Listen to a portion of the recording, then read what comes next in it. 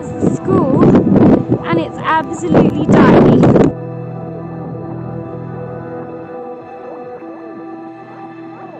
There goes the train, the old steam train over there. Get in, but that is inside the school, and actually half of the floor is missing. So I wouldn't really want to. Oh, and there's pigeons in there. Well, there is a pigeon in there, as you can see. But yeah, and there's a pigeon, another pigeon there. So apparently, they did say it was in use, but it can't be in use if it's like this. Can't really see very much from that angle. But this is the old school here that looks like it's seen better days.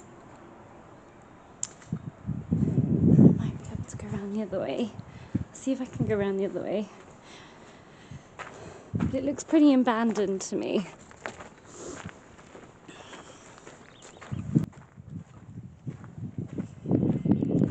And there goes the train over there. Oh. So get in, but I'm not sure I want to because there might be. Oh no, you can't get in. That's just a chute. So the door is actually up there. So you actually can't get in.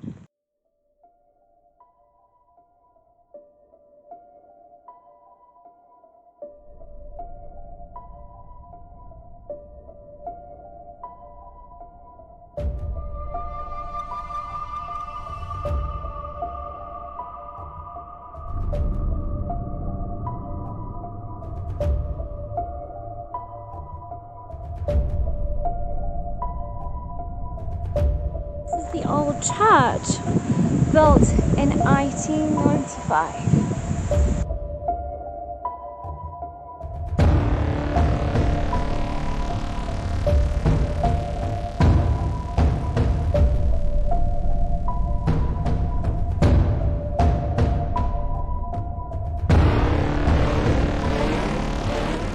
Here is the old courthouse, built in 1897, and this is where all the hearings would take place. If anyone had committed a felony, they would be taken here and there would be a court case in there. How awesome is this building? It's a lovely yellow courtroom. Houses here were actually built for servants. So these were servants' quarters, right next to the courthouse there. And the hotel is literally just behind there. The Lord Milner.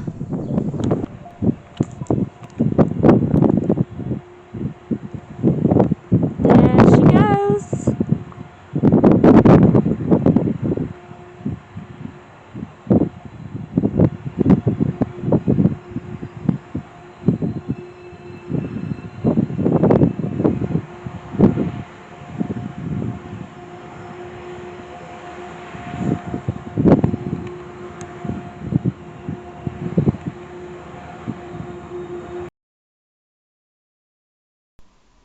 Hello and welcome to another episode of Our Ghosts Real.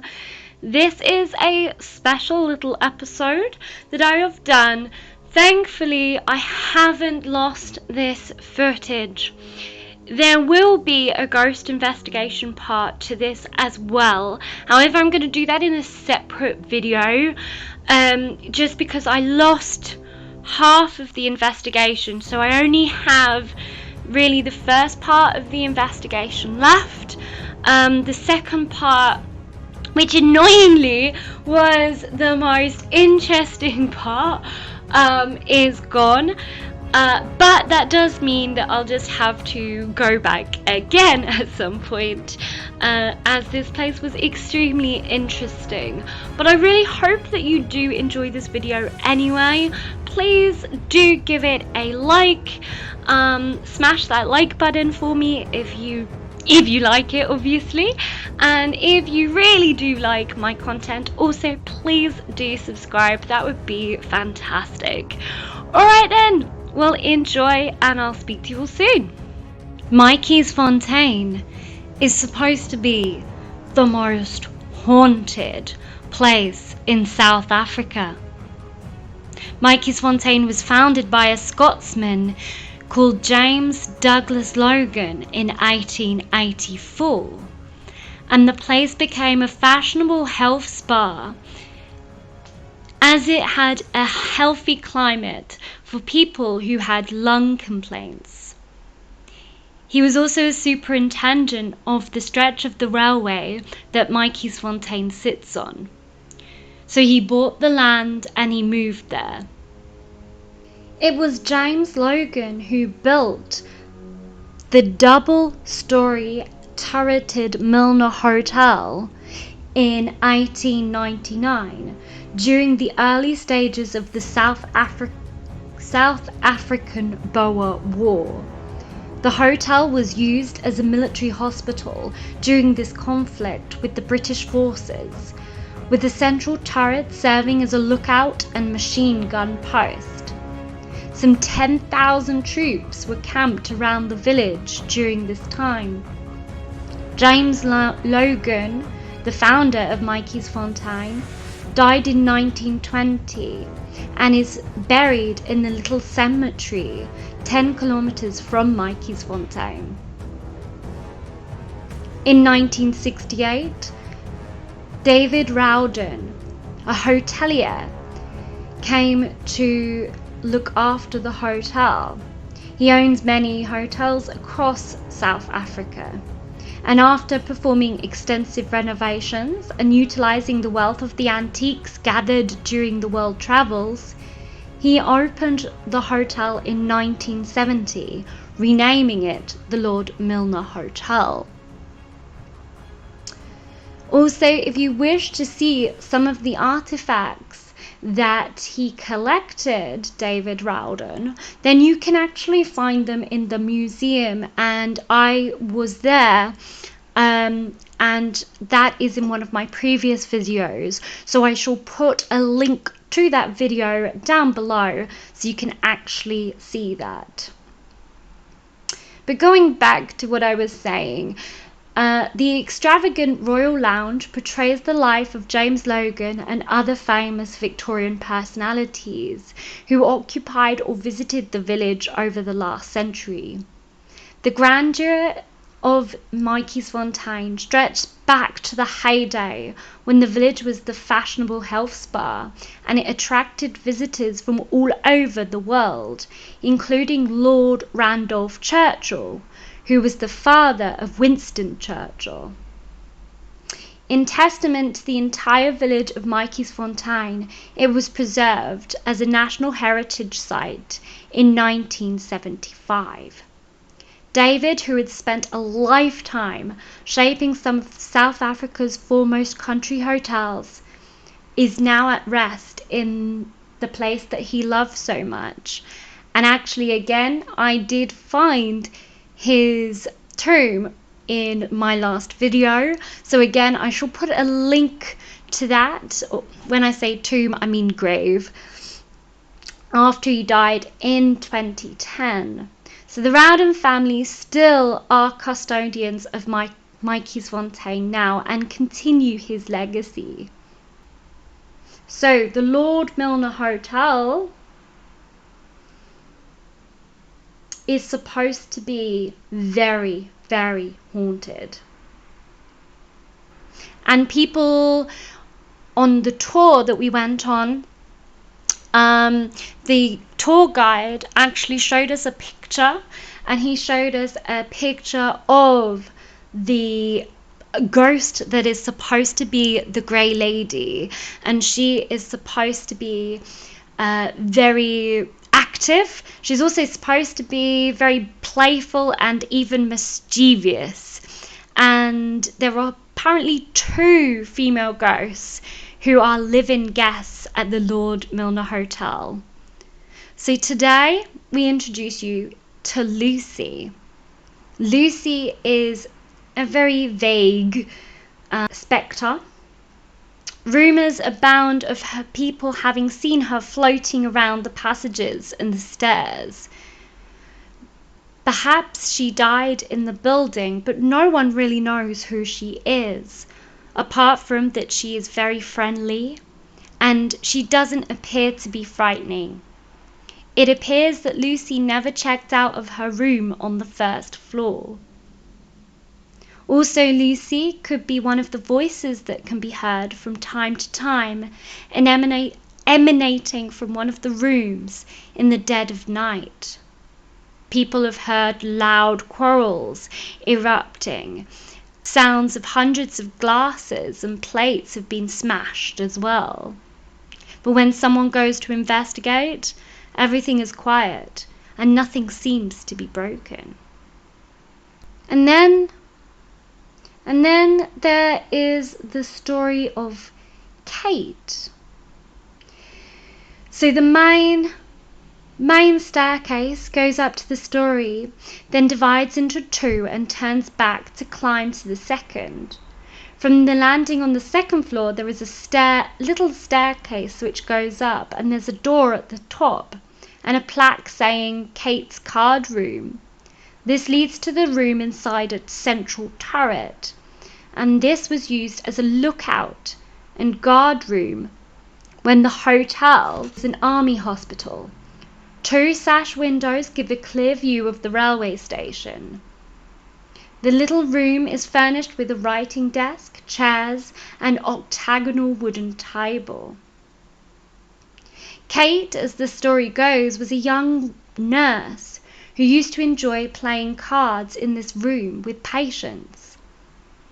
Whether this was in the days of the British Officers' Hospital, which seems unlikely if it was a lookout, or later when it is a hotel or a popular health resort, it is not known. But play cards Kate did, and as part of the therapy for people that she looked after. Unfortunately, Kate died young, only at 19, and she died in mysterious circumstances. Strange things have happened in this turret room and below it ever since.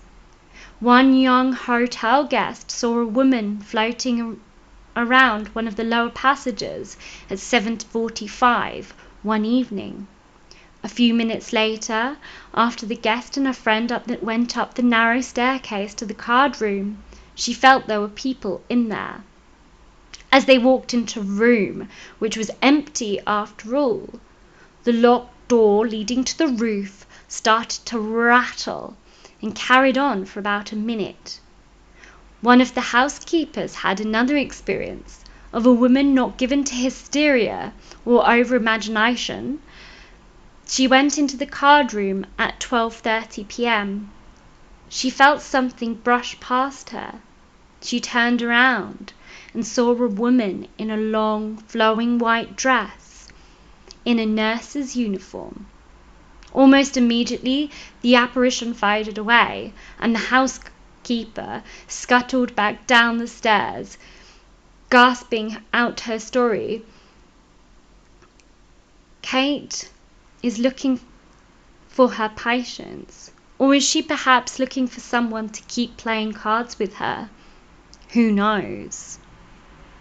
Ghosts have been seen all around this hotel and in several different places. Unfortunately, I may have lost half of my footage here, but thankfully I do have a little bit of footage left, so I will pop that in the next video, because this place is really, really interesting, and definitely I had some very odd experiences while I was there. We were staying actually on the floor where the stairs were that led to the card room, And so that was very interesting because you didn't feel like you were quite alone sometimes, and you felt like you were being watched. And there was multiple incidences when I was investigating where I definitely felt like something was there with me, but obviously,